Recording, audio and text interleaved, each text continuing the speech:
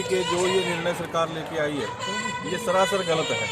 तीर्थ में, सरोवर में, नदी में, झील में अलग अलग उसका मानदंड होते हैं।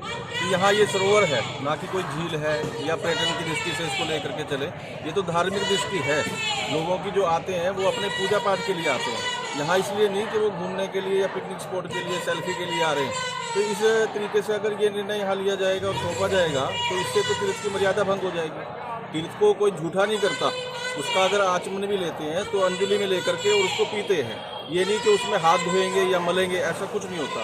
लेकिन अगर नाव पे जाकर के लोग सवारी करेंगे, बीच में जाकर के कुछ घटना भी घट सकती है, अश्लीलता भी फैलेगी यहाँ पर। और धार्मिक दृष्टि से जो लोग आएंगे अपने पूजा पाठ के लिए या अपने पूर्वजों का यहाँ पिंडदान करने के लिए या मोक्ष के लिए, तो वो देखेंगे तो उनकी भावनाएं आहत होंगी और ये एक संदेश बड़ा ही गलत जाएगा कुरुक्षेत्र के बारे में।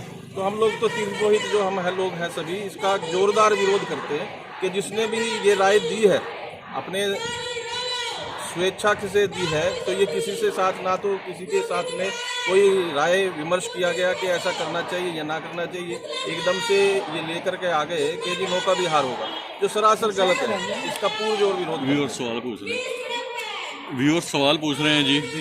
वो ये कह रहे हैं कि ये टूरिस्ट की दृष्टि से काफ़ी अच्छा होगा, कुरुक्षेत्र में टूरिस्ट आएगा और नए नए रोजगार होंगे, तो इसके बारे में आप क्या कहना चाहेंगे? ऐसा है, टूरिस्ट तो आता ही है, ऑलरेडी यहाँ पर कुरुक्षेत्र में आता है। उसके लिए हमारे यहाँ पैनोरमा है, म्यूजियम है, तो वहाँ दृष्टिगत आप देखो ना कि देखने के लिए यहाँ पर दर्शन के लिए बहुत दर्शनीय स्थल है। लेकिन अगर नौका विहार करेंगे तो यहाँ पर तो अश्लीलता फैल जाएगी, क्योंकि एक बाउंड्री बनी हुई है, सरोवर है ये। अगर झील होती या नदी होती तो इसके लिए कोई विरोध नहीं था हमारा, लेकिन ये सरोवर है, सरोवर की तो डेफिनेशन अलग है। गुजरात में काली कमली मंदिर जाने के लिए आपको नौका से ही जाना पड़ता है, तो हमारे ये व्यूअर्स लिख रहे हैं कि सर वहाँ भी तो हो सकता है, यहाँ क्यों नहीं? ऐसा है जी कि हमें ब्रह्मसरोवर में जाने के लिए किसी प्रकार की किसी साधन की जरूरत नहीं पड़ती, क्योंकि सरोवर के मध्य में कोई मंदिर नहीं है, कोई धार्मिक स्थल बीच में नहीं है, तो उसके लिए हमें जरूरत नहीं है। ऐसे तो हम लोग भेड़ द्वारिका भी जाते हैं।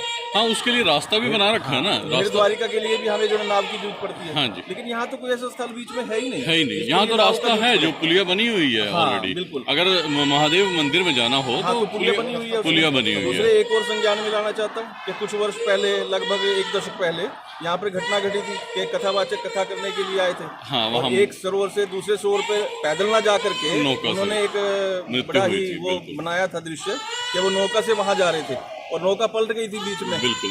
तो उसमें दो केडीबी के जो कर्मचारी थे वो बिल्कुल और एक उसमें अग्निशमन का कर्मचारी था। तो ऐसी घटना फिर आम हो जाएगी। आप बुरा ना माने तो एक बात बताऊं मैं आपको कि कुरुक्षेत्र विकास बोर्ड के पास में कोई मोटर बोट नहीं है कि अगर सरोवर के बीच में कोई मिसहैपनिंग हो जाए, कोई बीच में जाके सुसाइड करता है या कोई तैरने की शर्त लगा के जाता है, तो उसको बचाने के लिए, रेस्क्यू करने के लिए इनके पास में नौका नहीं है, कर्मचारी भी नहीं है, कर्मचारी पूर्ण तरीके से नहीं है। आप वहाँ पर जाकर के देखेंगे कि जो इन्होंने गोताखोरों के लिए कार्यालय बनाया हुआ उसमें गोताखोर नहीं मिलता एक भी। तो बताइए उसको कैसे रेस्क्यू करेंगे? उसको जो कमी है, आप देखेंगे कि जो वहाँ पर महिला स्नान घर है उनके दरवाजे नहीं है पूरी तरीके से लगे हुए। अंतर्राष्ट्रीय गीता महोत्सव की तैयारियां चल रही हैं, लेकिन आप देखेंगे कि रेलिंग तक टूटी हुई है। यहाँ पर ना हो, नौका विहार का हम लोग जोर विरोध करते हैं और इसके लिए जो भी कुर्बानी देनी पड़ेगी, जो कदम उठाना पड़ेगा वो हम लोग उठाएंगे। सर का शुभ नाम? तो ब्रिजमोहन भार्गव। जो आज हमने सारे ब्राह्मण सभा ने इकट्ठा हो गए डीसी साहब को ज्ञापन सौंपा है राज्यपाल के नाम।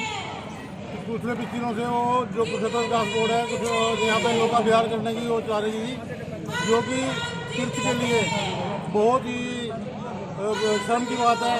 पूरे देश में कहीं भी तीर्थ पे नौका विहार नहीं होता। जब यहाँ पे झील है, अगर वो नौका विहार होएगा तो इसमें लोग जूते पार के या कोई रेफर्स लेके, चिप्स लेके, कोल्ड ड्रिंक लेके तीर्थ के अंदर जाएंगे। ये तीर्थ की महिमा को बहुत ठेस पहुँचेगी, लोगों की आस्था को बहुत ठेस पहुँचेगी। हम इसका विरोध करते हैं। इससे विरोध करते हैं कि हमारी सनातनी चली आ रही है शुरू से, और यहाँ अगर ये नौका विहार हो गया तो हमारी जो भी संस्कृति है सारी नष्ट हो जाएगी। इसलिए इसके लिए हम पूरा इसका विरोध करेंगे, चाहे सड़कों पर चलना पड़े, चाहे हड़ताल करनी पड़े, हमें कुछ भी करना पड़े।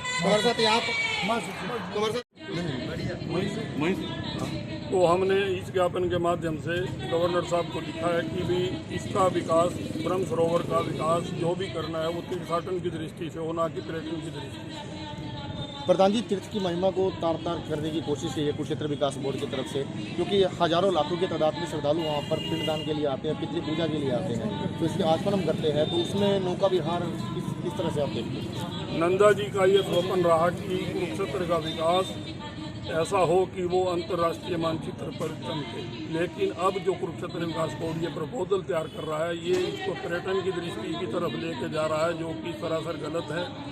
करोड़ों भारतीयों की जो सनातन परंपरा है वो ये परंपरा है कि हम इसके तीर्थ पे आकर आचमन करते हैं और आचमन करने के बाद पूजा पाठ करते हैं। अगर यहाँ पर पर्यटन की दृष्टि से नौका विहार कराया गया तो उससे सारी तार तार हो जाएगी महिमा, और तीर्थ की महिमा भी धक्का लगे। राज्यपाल जी भी मिलेंगे आप सब? हाँ, हमने राज्यपाल जी से भी समय मांगा है, जैसे ही समय मिलेगा हम उनको भी व्यक्तिगत तौर पे इस समस्या के बारे में बतलाएंगे कि ये नौका विहार अगर शुरू की गई तो हम सड़कों पर उतरने के लिए तैयार।